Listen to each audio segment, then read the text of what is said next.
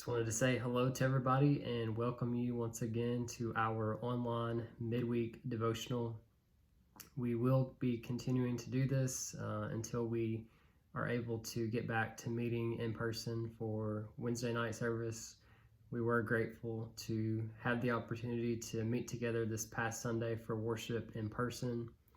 Our numbers were light, but it was still nice to be able to see some faces that we had all been missing, and hopefully as we continue to navigate this, more of us will be able to get out and be around one another again.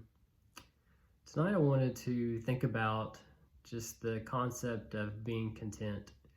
And we are living in a time where we've been challenged to be content in a lot of ways. A lot of the things, as we've been talking about continuously, a lot of the things that we have been used to has changed. Normalcy is a little bit different, but things are starting to open back up now, and some of us are getting back into a routine. Our routines have been changed somewhat, as some of us are having to follow, of course, the recommendations in our workplaces. But again, I just wanted to think about contentment. And I wanted to go back to back in the days when the children of Israel were in the desert after they had left Egypt. And Moses was leading the people. God was talking to him and just giving him instruction on how to lead the people. And it didn't take long for the Israelites to get outside of Egypt and begin complaining and missing their old ways of life and just really getting discouraged. Food was something that was hard to come by, along with, water. We find them complaining about needing water at one point in the desert. And God, He sent forth manna. And this was a substance that the children of Israel had never been exposed to. And it was just a concept that showed God's faithfulness and how if they leaned upon Him, He was always going to provide their needs, even though they were in a desert and they weren't surrounded by a lot of food options. Well, again, as they continued to navigate the desert on the way to the promised land, we see them start complaining about the manna that God has sent them. And I want to encourage you tonight to grab your Bible and follow along. We're going to be in Numbers chapter 11. We're going to do quite a bit of reading there tonight, but again, I think it just gives us a picture of how, unhappy the Israelites were, how they were struggling to be content. And again, I think this relates to us. I know I have found myself in situations where I have complained, where I have missed luxuries that I was once used to. And even through this season, I've just complained about some of the things that I've had to do.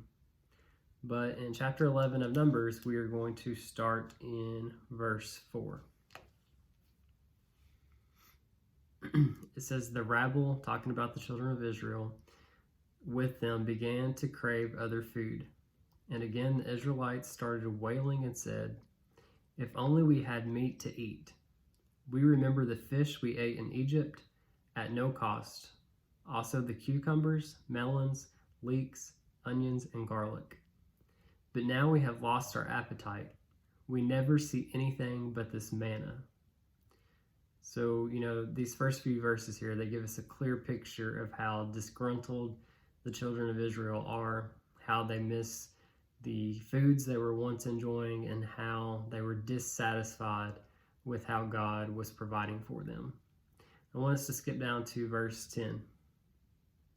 It says, "Moses heard the people of every family wailing, each at the entrance of his tent. The Lord became exceedingly angry, and Moses was troubled. He asked the Lord, 'Why have you brought this trouble on your servant? What have I done to displease you that you put the burden of all these people on me? Did I conceive all these people? Did I give birth to them? Why do you tell me to carry them in my arms as a nurse carries an infant to the land you promised on oath to their forefathers? Where can I get meat for all these people? They keep wailing to me, 'Give us meat to eat.' I cannot carry all these people by myself. The burden is too heavy for me. If this is how you are going to treat me, put me to death right now. If I have found favor in your eyes, do not let me face my own ruin. So, the children of Israel, they were disgruntled, they were upset, they were mad, again, with how God was providing for them. And we even get the picture here that Moses is also upset. He's basically saying, God, why me? Why have you placed this burden on me to lead these people? I can't please them. Why am I having to pack them all on my own? And he's even begging for death. And, I think we can relate to that. Sometimes, especially when somebody has to manage people or oversee a lot of people, that can be difficult to be placed with that task. And, this is just what Moses is struggling with. But, previously, before all this happened, God had assured Moses and the children of Israel that he would be with them. He would provide, that he was leading them to a land that flowed with milk and honey, and it was just going to be a good place. But they struggled to have faith. They struggled to see the big picture. And that's the story of me. That's the story of you. We all struggle. We have good days. We have good moments where sometimes we're on fire for God. We see his big picture. But, we also have those times where we doubt, where we struggle to have faith in God, that he's leading and that he knows best. And these are some of those tough moments for the Israelites and for Moses. Let's skip down to verse 19. So basically, Moses, he talked with God, and God told him, you know what, I'm going to provide food. And in verse 19, he's telling how much food he's going to provide, how much meat he's going to provide for the Israelites.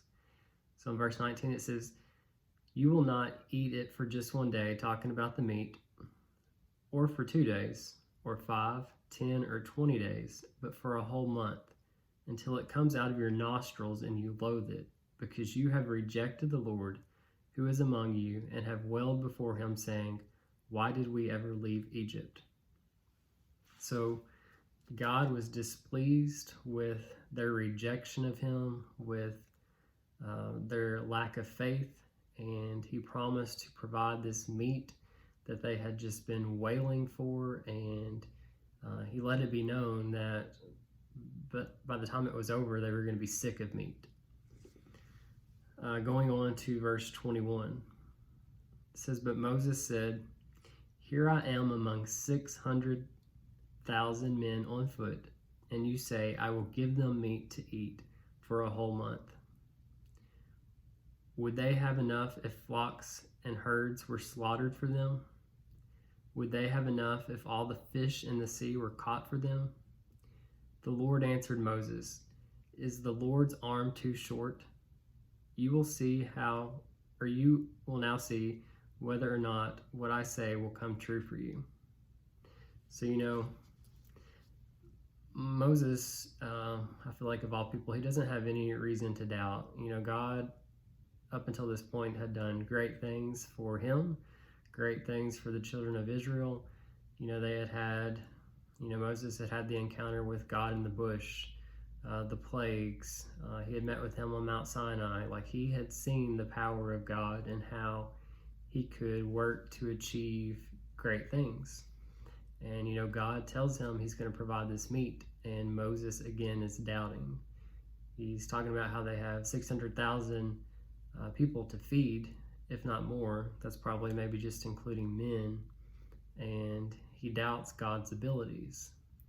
And God says, I don't know why you're doing that. I'm going to show you how powerful and how capable I am. So the story goes on, and I'm going to skip down to verse 31. It says, now a wind went out from the Lord and drove quail in from the sea. It brought them down all around the camp to about 3 feet above the ground, as far as a day's walk in any direction. All that day and night, and all the next day, the people went out and gathered quail. No one gathered less than 10 homers. or 10 omers, when they spread them out all around the camp. But while the meat was still between their teeth, and before it could be consumed, the anger of the Lord burned against the people, and he struck them with a severe plague. Therefore, the place was named Kibroth,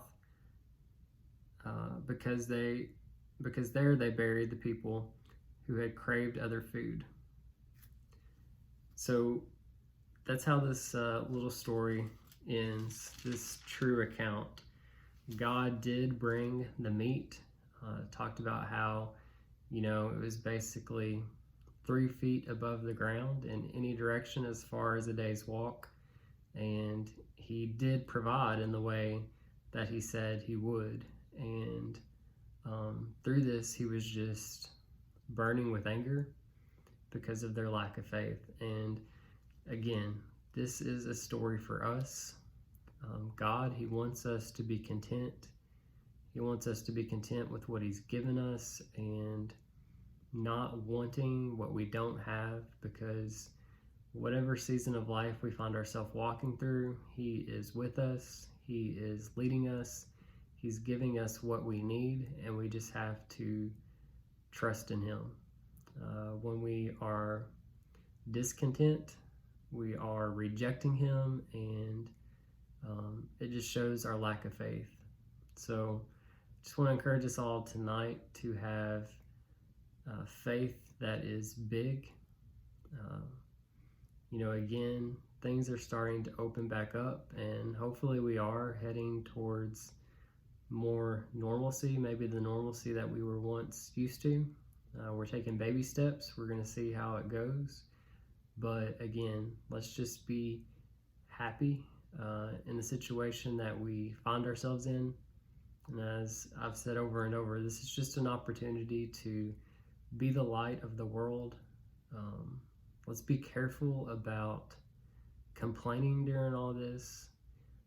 Just think about the opportunities you have when speaking with other people. And I've been failing when I talk to other people. When we talk about this topic, it's become very controversial. Sides have formed. It's become very political.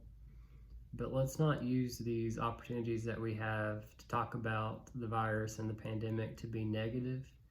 Let's use these opportunities that we have to talk about it. Let's talk about how God is working through it, how he's powerful, how he is molding and making his church into what he wants it to be. And let's just keep our eyes focused on him. And as we talked about on Sunday, let's be children of hope. Let's know that good is still here. Good has always been here. And as we know, being children of hope, better is on the way. Again, we thank you for joining us, and just hope everyone has a great rest of the week. If you're able to, we look forward to worshiping with you in person on Sunday. Thanks.